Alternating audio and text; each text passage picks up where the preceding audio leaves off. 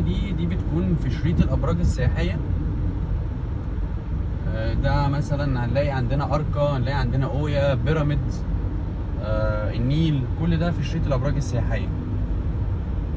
كل ده جوه هنا كده، دي منطقه الداون تاون. طبعا احنا مكملين كده على طول رايحين على النهر الاخضر، ومنطقه بقى الار 7 والاحياء السكنيه وكومباوند طلعت مصطفى. ده اركا مول.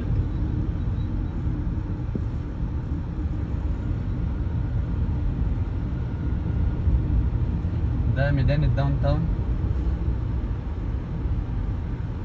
ده محور بن زايد الشمالي. قدام كده احنا رايحين على محور بن زايد الجنوبي، الكاتدرائية.